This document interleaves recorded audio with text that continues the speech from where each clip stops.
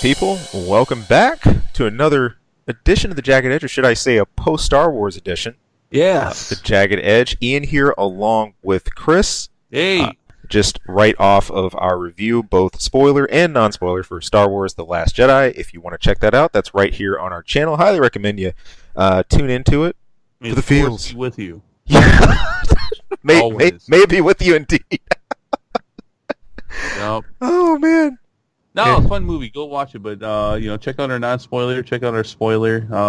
And we had a lot to say. But yeah, good movie. Go watch it. R2-D2 dies in the first act, but whatever. Yeah. Nah, no, he doesn't. Or does he? Yeah, don't even get into how fast Rey removed from the picture. That's it. Yeah, no, we didn't need her backstory. You don't need to know who her parents are. She's dead in 10 minutes. Yep. Yeah, that's who her parents are. Nobody, doesn't matter. Oh man, worth going to see though. This made a fun one for the weekend, but yeah, still, as always, we've got a whole lot going on, both in terms of movies and games and all that good nerd stuff out there. Looking at our first issue though, that is the Mickey Mouse on top of the Shadow of Mordor, Disney. You really liked that, didn't you? I adore that. I'm gonna be using that as an anchor going forward. Is that your desktop now? It's not, but I should change that. I just don't have a high enough resolution image. You should send that over if you have something better than. Oh yeah, no, I can get you a high res one on that. Please do. Please do. Yeah, Disney, they did it. They did it. Disney, the mouse owns the fox for a cool $52.4 billion. Yep, not quite what they were saying. There was actually something like $64 billion, but then there was like some kind of payoff of $13 billion. By the way, just to emphasize, those are billions we're talking about. Billions. That's wild. You scope of it when Disney bought Lucasfilm, $4 billion. Oof. $52.4 billion, basically, though. Yeah. Can I run down this list? Yeah, hit it. Okay. All right, so generally speaking, we've been covering this for the last few weeks now, too, though. But generally speaking, there wasn't really any major changes to this deal. Disney acquired all of Fox's entertainment, TV, and movie assets. This is minus Fox News and Sports, also local affiliates. They don't own any of those. Let's see, next one here. Disney gives, a deal gives Disney controlling amount of ownership of Hulu. That'll be really interesting. I'm really interested to see what they're going to do with that in the future. Let's see, this bolsters Disney's library for the upcoming streaming service they're going to have. Actually, I heard something about a second streaming service. Really? I didn't get a chance to look into that, though. I'm not quite sure what that's going to be. But that could shrink Netflix library even further, which I think is hilarious. I didn't even think about that when we were talking about this in the past. They could really cripple them. But yeah, to give you an idea of some of these things, because, when thinking about this in the past, it didn't quite grasp on me. These are just a highlight of just a handful, but some of the biggest titles and franchises that they got from this. Right. Disney now owns The Simpsons. That I didn't even think about. Didn't even think about that. They now own The Simpsons. They now also own Family Guy, and the future of those two, that'll be interesting. American Dad gets thrown in there as well. The X-Files, now Disney's. Aliens, now Disney. Predator. Predator, now Disney's. This is crazy. Freaking Mouse owns this stuff. Now, interesting enough that even though they bought Lucasfilms, Fox owned the home video rights to the Star Wars movies. Now also Disney's. Now Star Wars is completely Disney's. Avatar movies, the Avatar franchise, Die Hard franchise, Planet of the Apes, the Ice Age movies. Now, yeah, I love those movies. I've only, I think there's like 20 of them now. I only saw a few of them, but those are fun. Now Disney's. There's so many more. There's so many more things, but these are a highlight of some of the bigger ones. And, of course, X-Men and Fantastic Four. CEO Bob Iger of Disney has already commented that these will be integrated into the MCU. There is not a question. Some people are like, well, I don't think they should. No, they're going to do it, and they should do it. Right. No, rightfully so. I mean, this is one thing when we're talking about licensing and creative control. that you often run into. You have struggles with these franchises being split across different studios, different contracts and rights. But now, you're finally seeing that marriage under the same umbrella. So some of it wonders cautious optimism. Careful what you wish for, where you want. I'm sure years back, I definitely did predict all of this going to Disney. No, I was pissed off when they got when they got Pixar back 10 years ago, 15 years ago. Right, man. Real quick, the thing that I always liked about the split between Pixar and Disney was that it was one of the first times that Pixar proved you don't have to have the old original formula of animation to hand-drawn animation to be successful. Right. The way they pushed the bounds with 3D and really doing their own studio, and then once it became what it did, okay, and they reacquired, so be it. But I thought for once it was refreshing to see a break without breaking everything. It worked. So. No, it's going to be really interesting to see how they do all this. I mean, some of these things are obvious. They will fold X-Men and Fantastic Four however they need to into the MCU. That one's kind of obvious. Some of these things, like Ice Age has been a rival almost for some of Disney's movies. At least in the past, it was competing with it for holiday tickets and the such, and sometimes some of the movies during the summer.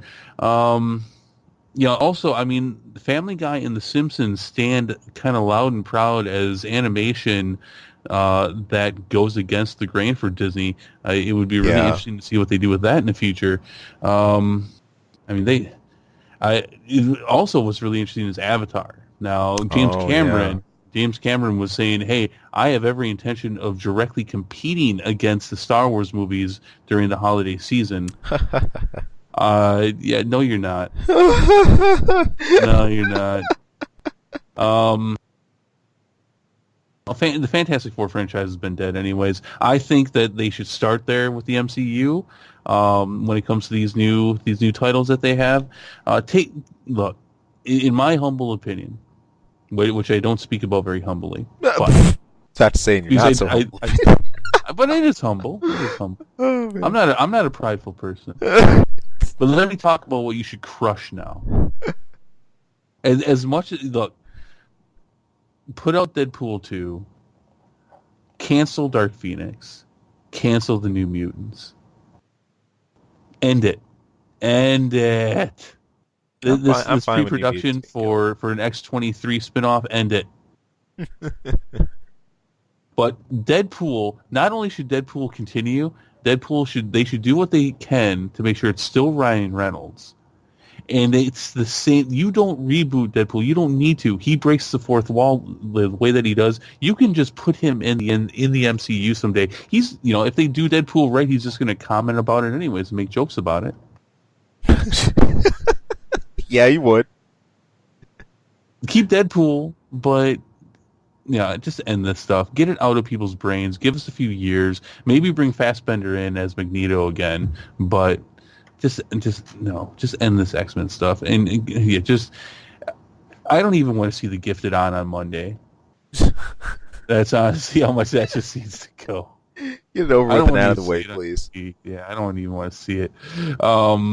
That's what I think they should do, though. Just stop production on this stuff. Give us a few years to get all that X-Men stuff out of our brain and reboot this stuff. Brand spanking new reboot. There you go. What do you think? Yeah, I'm not... New Mutants can just go fly. Dark Phoenix, I've got some more curiosity about, just because I really, really like the Phoenix arc. Not just in comics, but I'm taken back to the original 90s animated series. I loved what they did with Phoenix arc in that. If you brought back any form of that spark, I'd be pretty thrilled. Yeah, but wouldn't you want to wait? Wouldn't it be worth it to wait 5 or so years until it's been, the X-Men are an integrated part of the MCU and see how they do it? It would be better then, given. That's where I'm coming from on this. I mean, I want to like the X-Men movies. Logan was great. Logan and Deadpool are standouts, and they're anomalies. They're not just standouts; they're anomalies. Yeah. But no, I don't want to see another crappy X-Men movie. And I'm old enough and I've been watching these long enough to where when I see these things, I don't forget where they started. I don't forget that there's, Nightcrawler is around in the 80s and the 90s, but then he was around in the 2000s as well. Yeah. I don't forget these things, and just how wrecked their world is. I get what, when people say, oh, they reset the timeline. Yeah, but the actions that they took to reset the timeline, a lot of those things wouldn't change a lot of the things that they're just changing. You know what I mean? Right. Right. And it just end it. X-Men sort of has the clout to it's endured, I think, some of the steadily, like the worst films. And it's just because of maybe how expansive the character diversity is, how just X-Men itself, as a franchise, it was just handled expands. so poorly. Yeah, but it's been handled bad. I'm saying that the one good thing about this is that it points to how durable X-Men has proven. I think there's other franchises that after a couple of bombs like this would have sank. They would have been dead. But it's still enough to keep its head above water for us to hope further. Do I want this in Fox's hands like permanently? No. Oh, at least like the original development, because hey, as you said, look, we've had enough. In my mind, Logan was it for all of that line. It's done. Right, that's what Move we said when we else. did a review for Logan. We're like, look, this is a perfect place to end this. Yeah. So and it really is. I mean, minus Deadpool again, minus Deadpool. Right. I don't know. I think if they look at the numbers and the fact that they have to cover $13 billion in Fox's debt, that's part of this deal. Ooh. I think maybe they should look at that and everything that was going on. Like, what they're making these movies, aren't the X-Men movies doing badly? Right. No, cancel that. No one shows up to work on Monday. That's what I would do. And I'm sorry, I know there's fans, but really, come on. This stuff has been, it's different when they came out in the early 2000s and X-Men and X2, but ever since The Last Stand, ever since X-Men 3 The Last Stand, there's been a couple good ones. First Class was great. Some people like Days of Future Past. I'm not really a fan of it.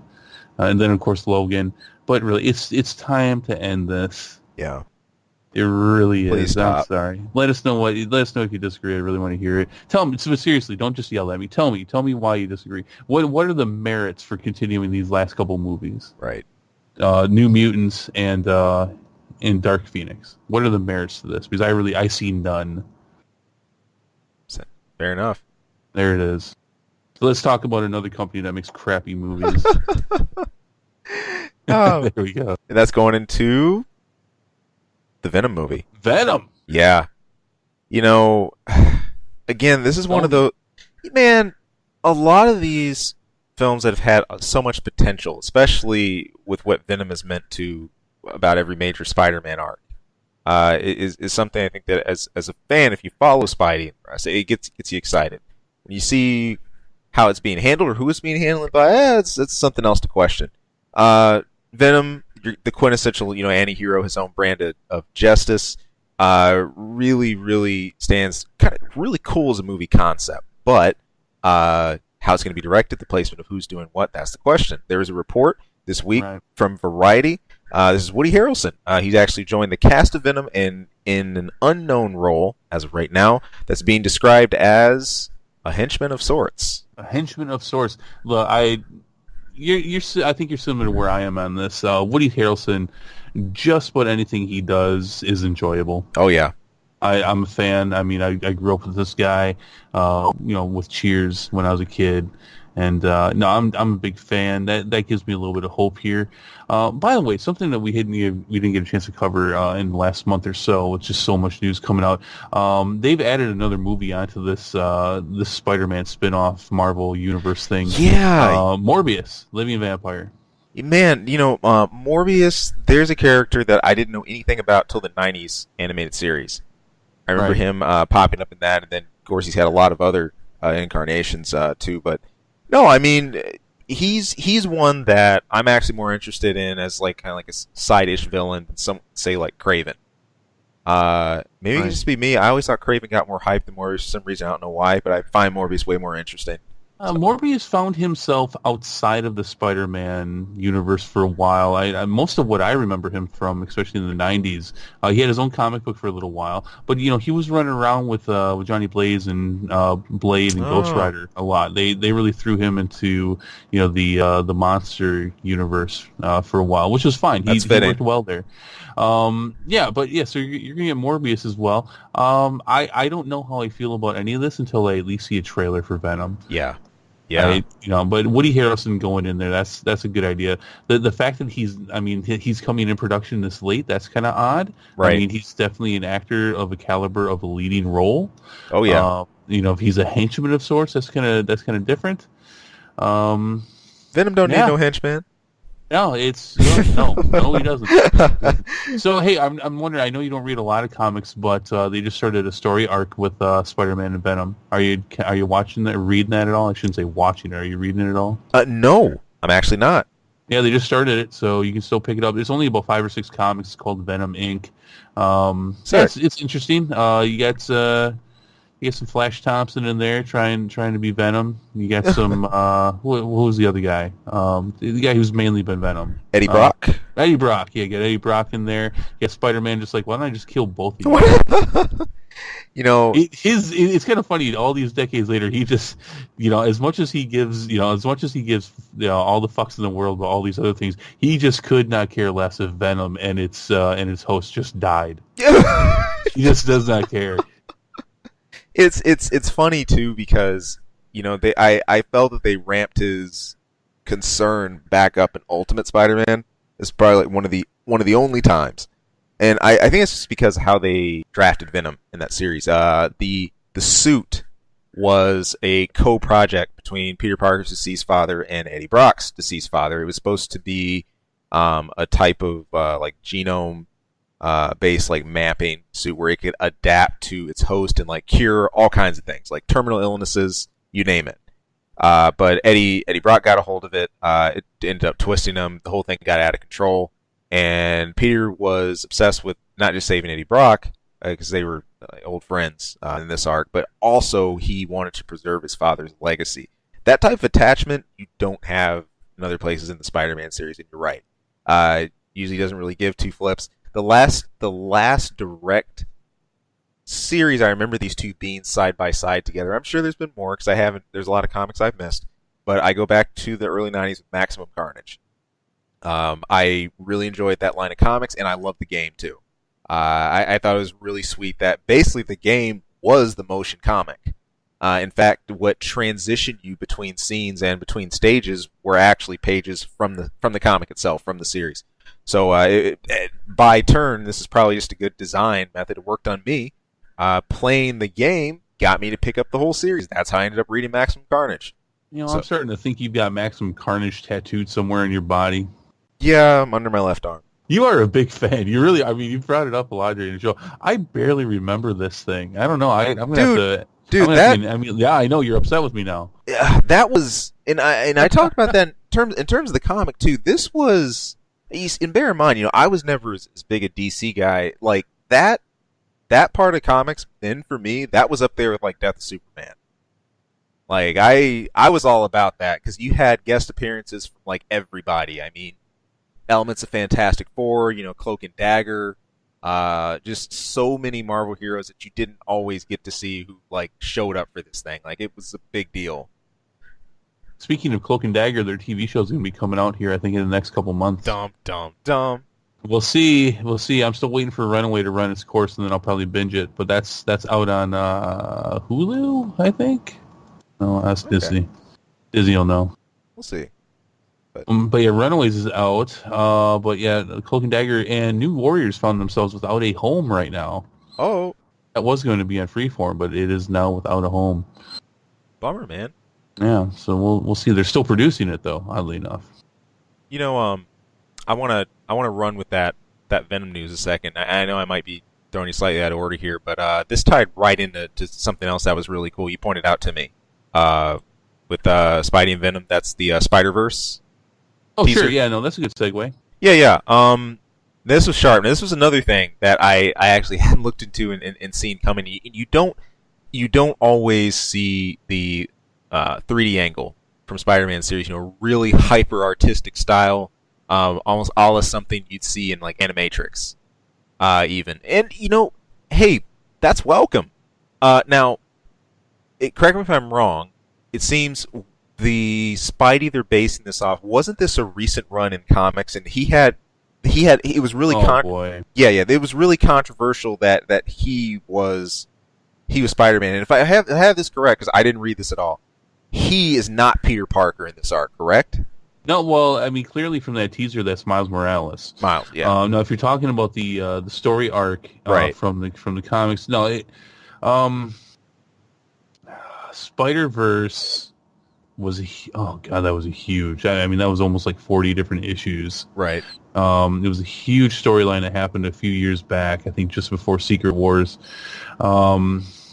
where all this, where oh jeez, what do you even call them? This went from multiverse to multiverse to multiverse to multiverse. It was, I mean, you had Spider-Men from all over, and sometimes Spider-Ladies from all over, combining forces to battle a group of godlike creatures. I don't remember them now. I don't remember their name right now, but it's been a character that's popped up in Spider-Man comics from time to time, Cool. who hunt spider totems, which are basically Spider-Men of other universes. They hunt and kill them, and they get more powerful off of them. They like eat them. Whoa. Right. So no, Spider-Man. Universe 616, the main Marvel universe. Peter Parker was the main character in this, but it brought them all together. It Cool. brought everybody back. In fact, it even brought, and this because this was soon enough after, it even brought Superior Spider-Man from a few years in the past. And he ended up being in it. It was, I mean, it was crazy. It was nuts. And there was a comic that was spun off of this called Spider-Verse, and then it was Web Warriors, and it didn't last very well or very long. But it was an interesting story. I mean, it brought in the 1970s Japanese Spider-Man with the giant robot. It brought in the Spider-Man from the original Raimi movies.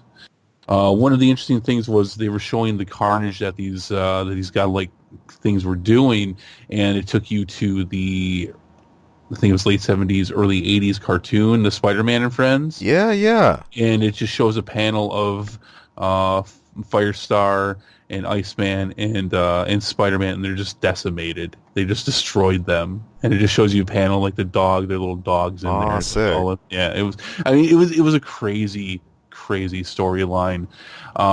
We're not going to get anything like this.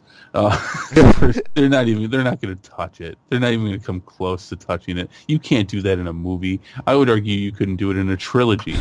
But what they're going to do is they're going to come up with some reason that is probably stems from this, that's going to put several of these Spider-Men together in this movie. I doubt we're going to see, well, in fact, they even show the gravestone for Peter Parker. Right. So, this is something that's going to stand on all by itself. So I think you're going to get Miles. I seriously doubt we'll even get Spider-Man 2099. He was in there. But you're going to get probably Spider-Man Noir. You'll probably get Spider-Gwen. Maybe a few others. And they're going to fight probably something similar. Just some shadows of what the storyline was. It was massive. It was ridiculous. I remember going to the comic shop and it was like, oh my god, they just came out with 5 more comics of this week. My god, it was ridiculous. Spider-Woman was in there. Multiple Spider-Women. I mean Spider-Woman from 616 too. Not just you had Spider-Girl, Spider-Woman. It was like Spider everything. Everything Spider-Man. It was crazy. It was daunting. But it was still neat. It was they were going to change everything with the Secret Wars. So they got it done, and it was fun. It'll be cool to see an iteration of this, but it's not going to be anything near what it was. But This looked really cool. This trailer looked like a lot of fun. I love the animation. Oh, it did. Miles Morales is going to get some. He's going to get some time to shine here. So very cool. I'm looking forward to it. As a Spidey fan, and again, of course, even one that doesn't always follow the comics is close. I really try to watch what I can though. So this I don't want to fall off my radar. I want to keep it with pretty close and see what happens. Yeah, and don't just go picking up that Spider-Verse stuff in the comics and thinking you're gonna come All out right. of that okay without some lead in. Your brain's gonna ooze out of your ears. All You right. need that. It's because I mean, there's so many different iterations of Spider-Man. It's like, well, I'm the Spider-Man from this universe, and what happened here is this person didn't die, and here's the Spider-Man of this universe, and this is if he never would have left space, and this is the Spider-Man. Oh my It's gosh. crazy. There's hundreds of them. There's hundreds of them.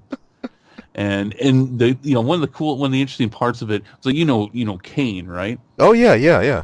Yeah, there's Kane. But there's only one Kane, and that's from the Kane from Universe 616. Right. And he's a very special case. Like no other universe has Kane, and so he's an important character. And I like the character of Kane. He's been through some stuff.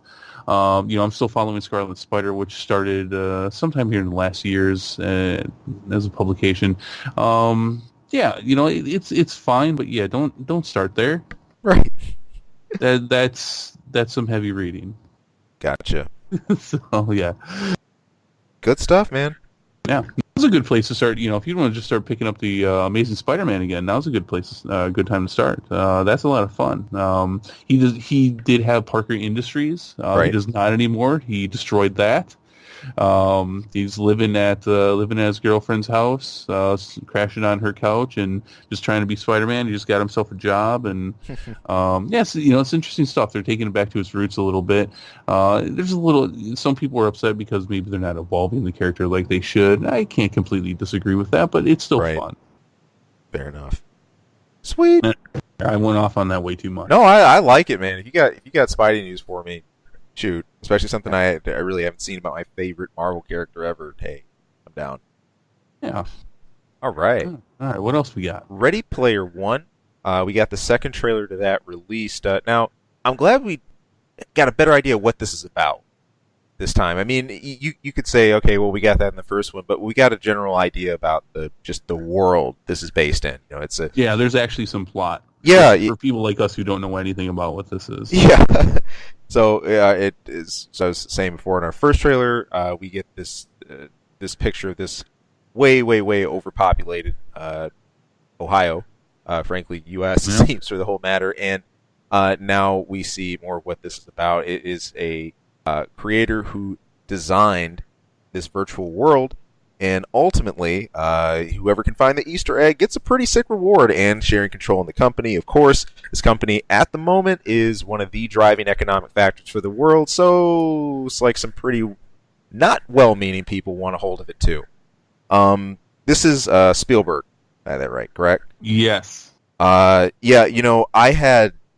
Okay, so first trailer, I had zero motivation to see this. That ticked up by one after 1 or 2 points after seeing this. I mean, I'm really surprised that it was so low for you. Yeah, I just wasn't, here's my thing, and maybe it's because this had so many signs of you ever heard of dot hack? Yeah, no, I know what that is.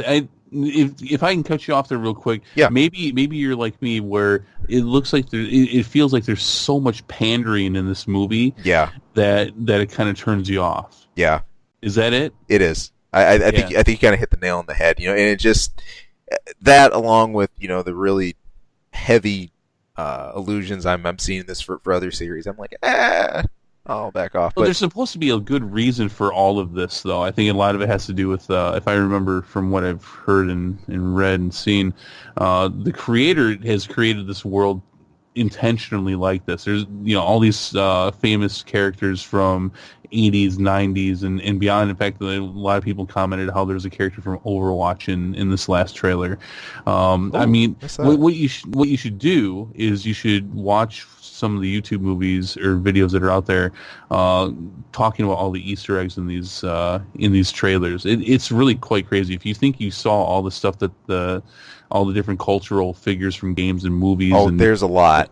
Yeah, it's ridiculous. I was like, wow, That this is crazy. This must have cost them millions just in rights yeah. alone. Millions and millions and millions of dollars. This is crazy. Maybe I should check to see if Disney's making it because I think they own all this stuff now. Yeah, So that was the other uptick for me. That aspect of it had a real Wreck-It Ralph vibe. yeah. Uh, No, you- it looks like a lot of fun though. yeah, Yeah, I'm sitting where you were sitting, but I've gotten to know it. It's based off of what I guess is what I've heard is a pretty popular book. I've not read it. I can't read, so I don't intend to. That's why I have movies. yeah, something to get you through. Yeah. Oh man, Yeah. When I go to the restaurant, I just point at the thing. I want that. I shouldn't make fun of that. That's No. not funny. This people have to deal with that. I'm just having a little fun. I apologize though if I offended anyone. No, but geez, I kind of put it into a dark place today. there's Anyways, there's self-deprecating humor, and there's just yeah, self-damaging. But I am you're making steering it fun of right. myself. You're steering it right. You're good. Oh. No, but yeah, no, it looks like fun. Definitely enjoying the vibe that's coming with it here. But I was where you were initially too. But Yeah. yeah, no, after seeing the first trailer 10,000 times in every movie I went and saw this year, Yeah. I kind of bought into it a little bit. Sweet. The another trailer that now okay. Back off and preface this a little bit. I am heavily invested in the source material for this one, and James Cameron has been talking about it for years. I've always said that this has the makings potentially of a really good live action because it's got some sick sci-fi themes in it. I love how it's based. I love the story it's trying to tell. We finally got the first trailer for Battle Angel Alita. And this is going to tell the original Alita story from the original manga. And immediately, what just stands out. You don't even have to view this trailer. You can look at the thumbnail, and the thing that I instantly wondered is what's with her eyes. I rarely see a visual clash, and I'm not just saying something, maybe a character design element that might make me uncomfortable or whatever else, but it's a direct clash with the rest of the design of this world. It's set as a live action, all Okay, except our main character. can I stop you real quick? Yeah, Okay, so this was not on my radar. You had me watch this. You've added this onto the show notes. So I watched this. I didn't really say anything about it. yeah, I was gonna bring it up. Now I'm a complete outsider. I don't think I know anything about this Alita thing. right. But I was gonna bring up why don't they fix her eyes? So because I mean, Sure. it's so noticeable. I had assumed from an outsider's perspective that there's a reason why her eyes are so weird. But from what you just said, there's not. To James Cameron, there is. Yeah, why are they doing this? and in fact, why is it like that? in fact, they're calling this. I think the nickname for it is manga eyes or something like that. There was an interview I had read related to this. I think with Robert Rodriguez, and it tied into some of the director's thoughts as well. This is a quote I'm gonna take from that interview. It was always Jim Cameron's intention to create a photorealistic version of the manga eyes that we're so accustomed to seeing. We really wanted to honor that tradition and see that look standing next to any human character. To have the right person to emote behind it was really essential. Her origins are in the film, and you understand why she looks that way. If the eyes are the windows to the soul, we have some pretty big windows. You can see a lot going on in there. When it gets to the emotional scenes, it's really uncanny and striking and captivating. All right, so what do you think of that? You think they should fix the eyes? Yes. You think it's too much? It's Yes. distracting. Yes. It takes you All, away. all the is look. I respect at heart. Look the need to want to pay homage to respect the style. But look, you can respect the style if you're going to bend your entire world that way, Right. Or have some sort of stylistic element that meshes everything, that makes continuity. I think maybe that's just seeing things too jaded from a design perspective, but I don't think it is. Continuity is a pretty common thing, marrying your theme. your basic look.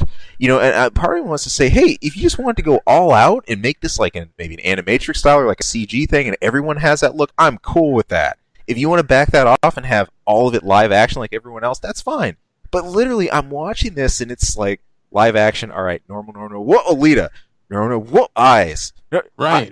Eyes. Did I say eyes? Like, it's it's seriously distracting me at this point. And reading about the reason, seeing that, it's like, look, I hear it. I got a real connection to this series. I love the source material, so I do want to hold out some hope to really check out the theme. But this is already ragging on me, and I'm a little bummed out about that because I've literally waited years for this trailer. I've heard rumblings of this for so long, and I've been excited for literally years on end. So welcome to my world as a Jedi fan, my friend, as a Star Wars fan, and welcome to what's happened to us. No. In all seriousness, though, I mean, now again, complete outsider perspective on this. From what you're telling me, they're doing this as an attempt to try to pay homage to the source material. Right. But by doing so, they're adding in a new element to this story that doesn't exist in the story material by giving her different eyes. Right. The only reason there's the quote-unquote manga eyes is everybody in the story is like that. It's the style that it's drawn in. It's precisely like so that's common. Of course, everyone's gonna be more emotive, like the larger, more drastic expressions and everything. That's the original series. It's like The Simpsons. The Simpsons are all yellow. Everybody's yellow, and Exactly. That's the color of their skin, and that's the style for that show. Now, if you made them did you ever see the one where Homer Simpson's he's a 3D character in the real world walking around? I did. It's ridiculous. Yeah. It's the same thing. Yeah, it is. So, it strikes me as just strange. The focal character of this series, she is a cyborg, and for all the different options, I think you could have mechanically for her design and everything else, or just the way she's based. I guess picking this as the one stylistic thing to focus on is so odd for me. The idea, and they show this in the trailer as well, they point directly to it. She's discovered in a scrapyard. There's reasons James for that. Cameron is losing it. Yeah, yeah. Maybe is it the need? Is it the need to compete with Star Wars, to get big things out there? Because he's had some bombastic public statements recently too. Oh yeah, Wonder Woman. Like that. This guy's losing it. Yeah, that's unfortunate. In my opinion. Right. I am HO. In my opinion, I mean, again, from an outsider's perspective, I'm not when it comes to over stylized and anime based stuff or manga based stuff. There's not a good standard. Right. It's right around the same place as video game adaptations. So when you showed me this trailer and you asked me what I thought of it afterwards, I said I think I just saw every good scene that's in this movie. But yeah, watching that thing, the eyes are just like, whoa, what? Why? Yeah. Why? So I'll be keeping a bird's eye, not too big a bird's eye because there's already too many eyes in this. Yeah. From a distance, I do want to just kind of track the development, kind of see other trailers that come out for it, and you know what, this is one that even if there's still like a lot of warning signs on the board like for release, I will still pick this one up, if not go to see it directly. I'm pretty sure we're going to review this one. Yeah, this is one I don't think I could bring myself to ignore. I consider this one pretty important and one of my all-time favorite series that I've read.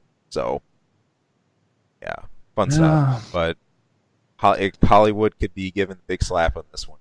Alita coming to a theater near you for probably just 1 week. Probably. And then it will be pulled. Probably. I'm going to acknowledge that off the bat. If it exceeds an expectation, so be it. But I don't see this having long-term staying power. What was the name of that one? God, I just ran the tip of my tongue. The one that came out with Scarlett Johansson this year that tanked. Ghost in the Shell? Ghost in a Shell. Yeah. I mean, yeah, it's... And see, that's another fine example. Ghost in the Shell was/is another Titan when we're talking about the manga slash anime universe. Oh yeah. What that series has offered is enormous. I mean, it was also one of the very first things I saw that introduced me. I saw Akira and Evangelion and Ghost in the Shell like all in the same night, and I said, "Well, I'm sold." But yeah, I mean, if something of the size and scale of Ghost in the Shell's importance that happened, theaters, yeah, Right, that's why I have no faith in this stuff. That yeah, and video game adaptations, I don't have any faith in it. They get this stuff wrong. yeah.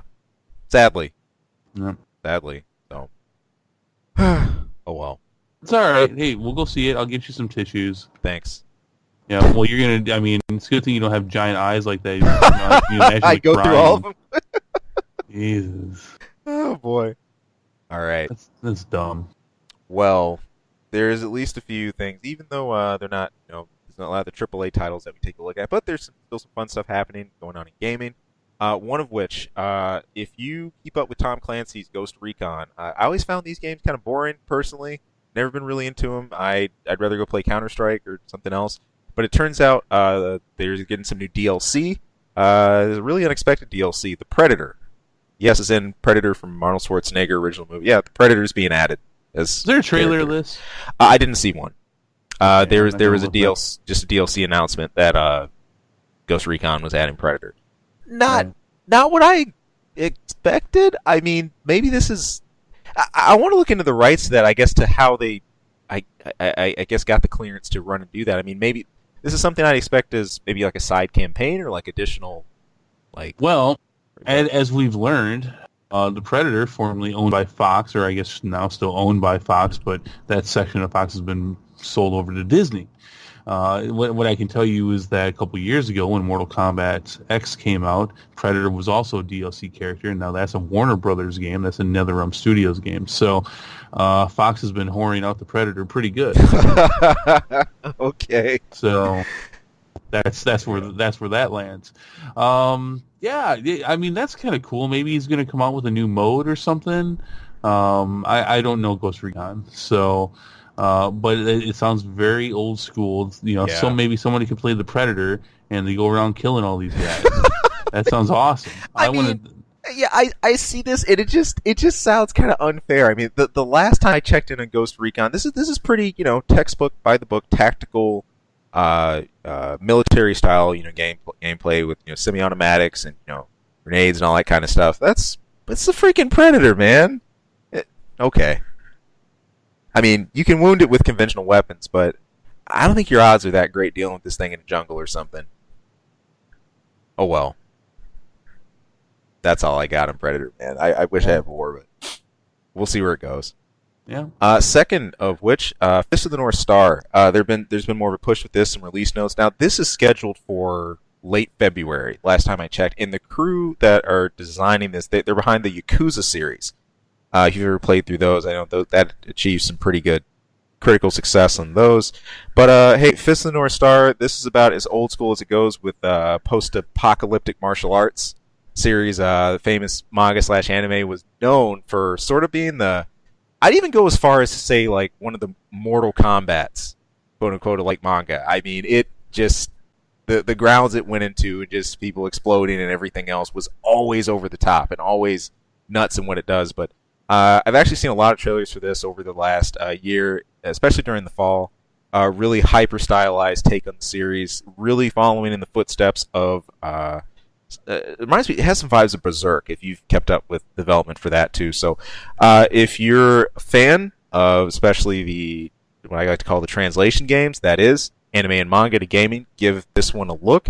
A lot of these turn out to be better than what they do with the films, fortunately, usually. So, especially if you're a big Fist of the North Star fan, I think it's worth taking a look at. But this is nearing release.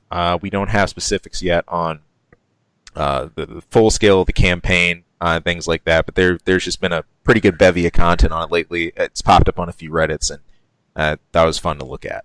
So, cool. I'm looking at some clips from the movies or the cartoon or whatever. I'm not impressed, but then I'm seeing some of the manga stuff, and that does look pretty cool. Oh yeah. It's it is old school as you can go, and it pretty much coined the "you're already dead" term. So, fun stuff. Is that where that comes from? That's it. It's the North Star. You're already dead. That came from Fist of the North Star. Yep. All right. How do you say that in Japanese? You know what's sad? I can't. I should know that. I will find out for next week. You know, and here's the only reason I'm saying I should know that. Not as much because, man, it's a total personal failing that I didn't go look at this before the show. But hey, I am regularly around nerds that quote this in Japanese that know I should have memorized this by now. So, it's kind of sad. Oh well, man. On the Star Wars Battlefront, if you're still on that Battlefront, looking at a comparison actually between it's actually a good article from IGN that came out this week. This was on Lego Star Wars versus Battlefront 2, really talking about has Lego Star Wars gotten things right where Star Wars Battlefront has not. And there are some fans that are saying, yes, on the front of, it's more fun than just the first hour. You're not roped to a grind. You're not roped into loot boxes and things like that. Raw, just fun factor, something you can dive in, sure. However, sustainability, though, is a long-term serious Star Wars entry. That's what we're skeptical on. We were speaking a bit about this. Lego Star Wars is so much of a tongue-in-cheek series. Mm-hmm. You have just small winks and the humor and things like that. It's never something that I've been able to leverage over in the main line. So I think Battlefront, of course, will always have that based foundational advantage over it. But part of me says that's a bit of a knee-jerk reaction to what's happening with Battlefront right now and all the controversy that popped up. So, you know what I have to say about this?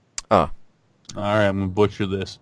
Ome wa mao shinderu. There you go. Is that it? Ah, you're already dead. All right. Oh no, that I've got nothing more to add on that. I mean, it's apples and oranges. The Lego Star Wars games or the Lego stuff, Lego plus franchise stuff that's been coming out has generally been really good. Lego's been doing a really good job of it. But it's like you said, it's tongue in cheek. You can't compare them.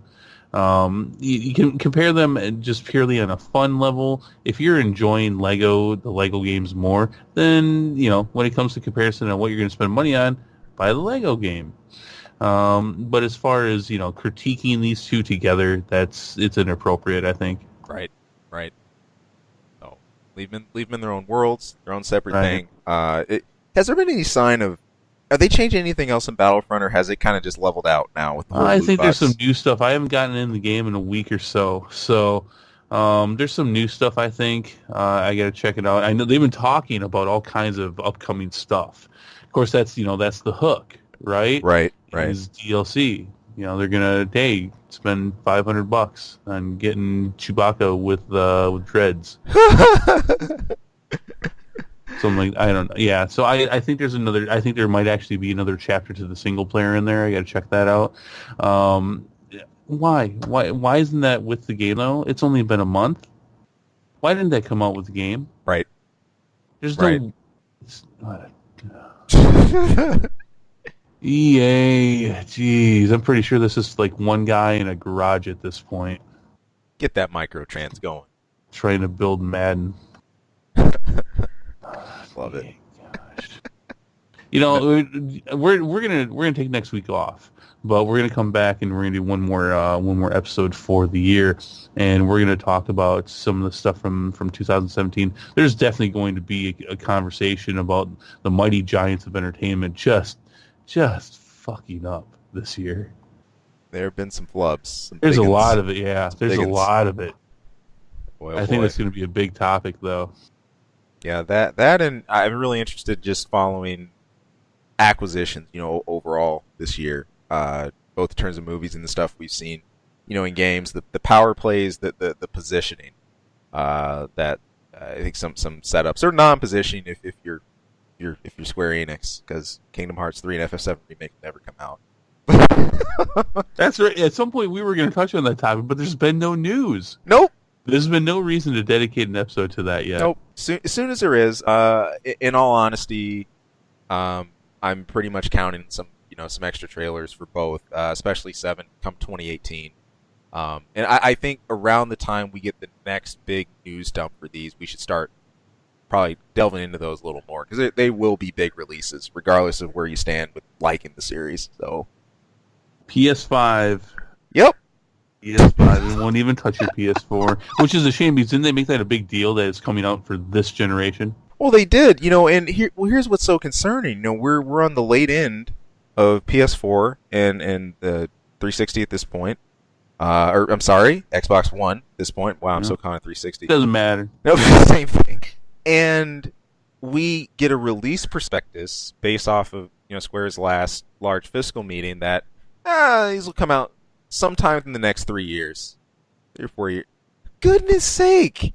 Like, it's already an issue enough of making 7 episodic and making sure that there's as little bridge time as possible to keep people interested instead of FF7 2 years later at part 2, 3. Off the track record, I'm really worried.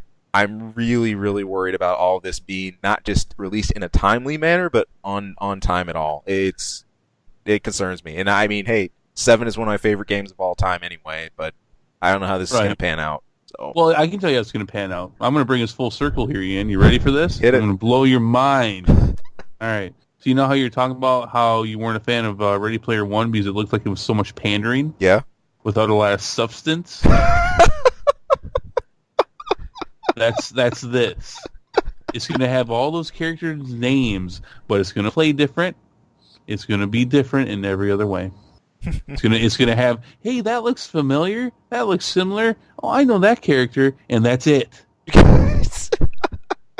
Pandering for your $500 because it's gonna cost hundreds of dollars for each disc.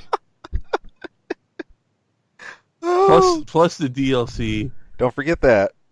And speaking of DLC, boxes. Yep. Don't forget the Aerith Lives patch. Yeah.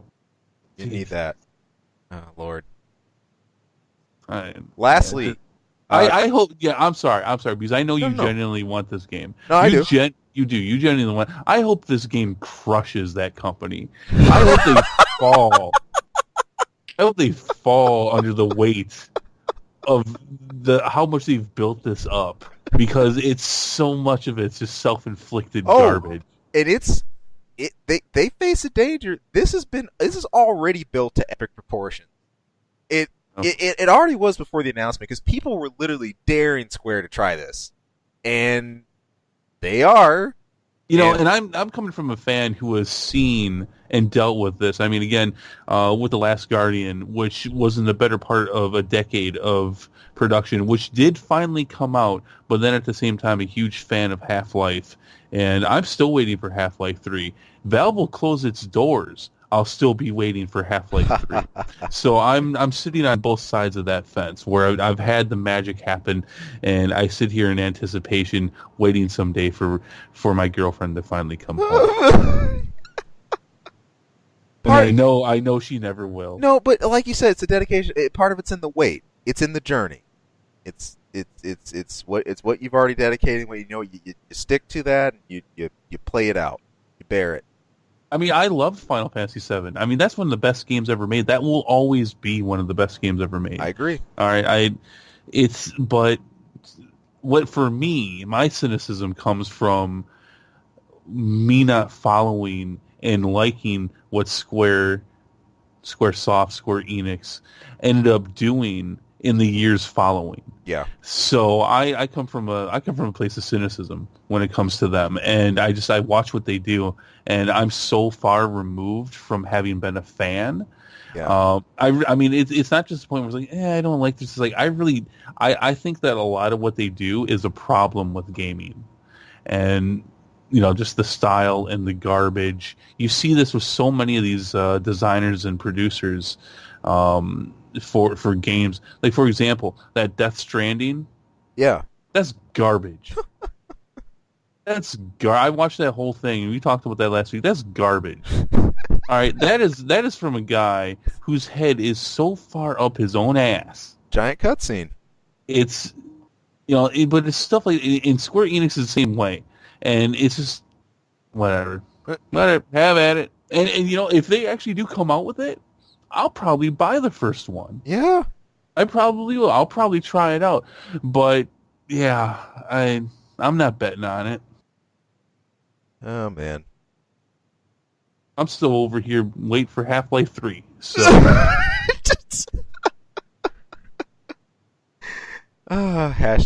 it's coming, trademark. Yeah. Oh man. Alrighty. The last notes here on December 21st. Get your wallets ready. There's the winter Steam sale coming up. If there's something you've been waiting to grab or waiting to buy, you should queue up and get ready to check this out. Now I've only ever gotten in about one Steam sale myself, but hey, it's worth it. I mean, this is a time where you catch stuff with insane bargains. Maybe you want to catch something in the $5 bin, or $10 or less. It's always great, and something to look out on. I don't have a very prominent Steam library. Chris here upped my library count by one, which by a couple. Yeah, there's a couple games in that bundle, to which I immensely thank him for. But no, this is slick, especially if you spend a lot of your time gaming on Steam. Don't miss it. Right. No, it's kind of cool. There's a couple games I've been waiting for them to drop on price a little bit. They haven't. They didn't with the fall. Maybe they will with the winter sale. They've been out for a few years now. I'm looking for them to drop. I've had them on a console. I want to get them on the PC. So I'll definitely be checking out. They're good little presents for friends too for the holiday season. There you go. Good stuff. Yeah. All right. And with that, I got an info minute. I love it. You always got the theme for me. Got a little bit of a cereal info minute. No pizza bikinis. I will preface before that. Are we actually talking about like breakfast? No, not this time. This has nothing to do with food. This is actually how people in the U.S. are tending to get to the hospital to get medical aid. And it turns out, based on a study released very recently, just this Wednesday, this came out by this is co-authored by David Slusky. He's assistant professor at the Economics University of Kansas. Study states that turns out Uber is reducing the ambulance usage across the entire U.S. This was taken in 766 cities across 43 states. It turns out that people, at least more often, are taking Uber at least to get to the hospital than taking an ambulance, or at least ambulance rates have dropped significantly for a lot of reasons. When you call an ambulance out anyway, there's a lot of people concerned with cost and whatnot, but yeah, I mean, that's a serious thing. And then if you have a debilitating medical condition, it's like, well, crap, I don't want to go out of my pocket, and then for your bills that are going to add up afterwards. But Uber's response to this is they basically said, hey, we're glad that our services have been of use. We've been able to help so many people, but we don't recommend you do this instead of an ambulance at all times. You should get the right medical service for what you actually need when you actually need it. So they're really trying to place some distance between themselves as, hey, it's totally acceptable to use us as your ambulance instead of using an actual ambulance. But I think for the most part, usually people are pretty good at assessing, exactly what state they're in or what they need to get where. But this is just an interesting trend. We start talking about alternatively how we're handling things, or when the financial belt tightens more, or costs that we fear, especially with without lack of talking about a whole lot of policies and things happening with so much in the air right now. I've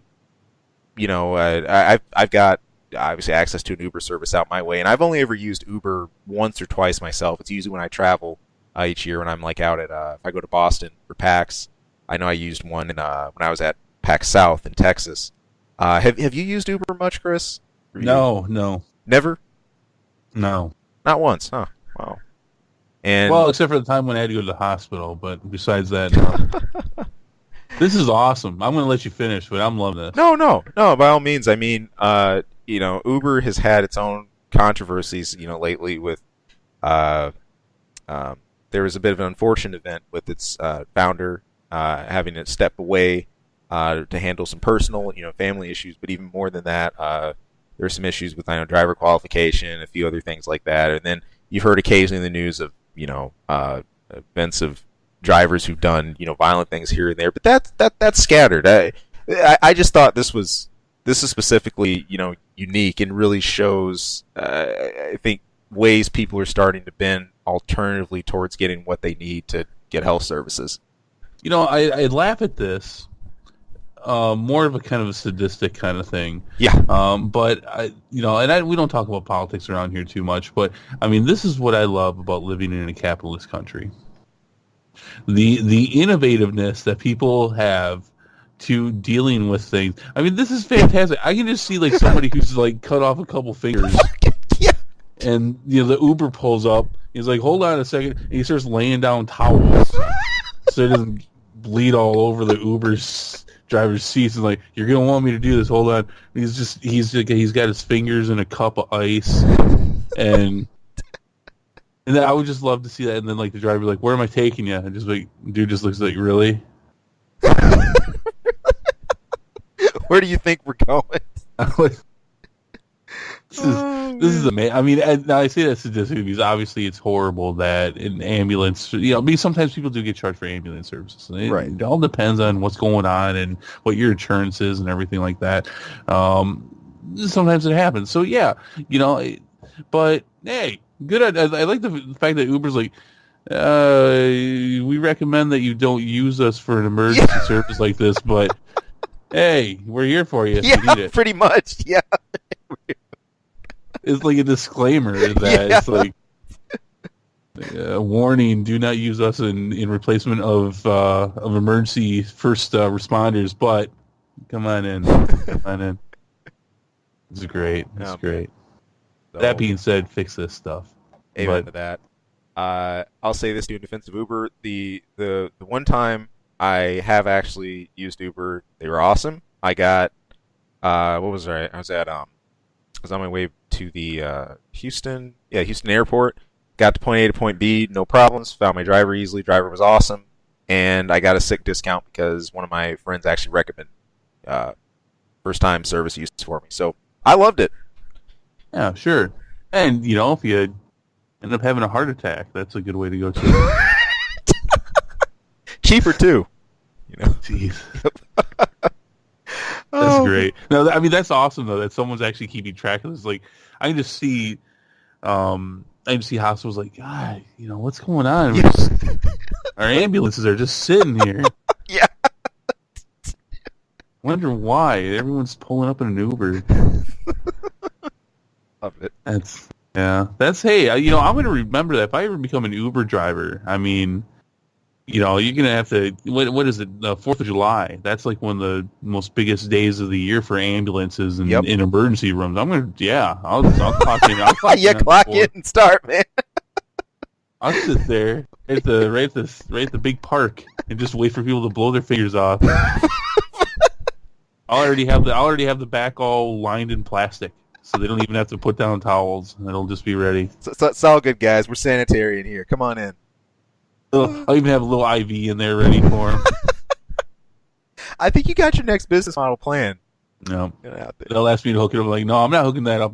It's there for you to use, but you're liable for it. You hook it up yourself. I'm not. I'm not getting into that. Oh, I love it. Like how most Uber drivers they sell things, right? They sell candy and soda, and so I'll have that. I'll like bandages, needles, and stitches. You're gonna Band-Aids. You're gonna be like a blood. It's like a rolling health kit from Resident Evil. That's right. Blood. I'll have like blood. What type are you? All your AB. That's more expensive. That's.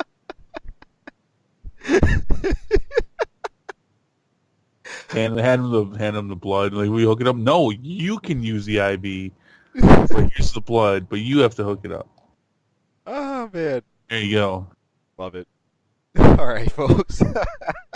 Thanks for tuning in. As we were saying earlier, we're going to be off next week.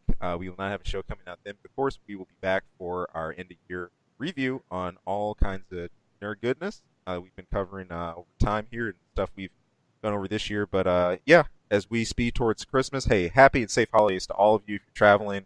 Yes, a good one. Happy holidays. If you're with family and friends, all that good stuff. We wish you the best. And we'll catch you guys after Christmas, right for the new year. Take it easy. See you later. Hey people, thank you for tuning into this episode and taking a listen. If you like our content, if you like what you're listening to, or anything we go over, hey, please, we would not only love to hear more from you, but if great if you could throw some support. You can subscribe right below. Also, you can toss us a line anytime. That's ksongmedia@gmail.com. Of course, you can tune in for our channel anytime for movie reviews, game reviews, a lot of random wacky stuff. Who knows what you'll hear. And of course, our episode each week where we're bringing the nerdiest things we can find, pick up, and maybe not find. Maybe the stuff that just drops in our laps. But anyway, hey, thank you so much for tuning in. Thank you for listening. We hope to hear from you again later. Take care.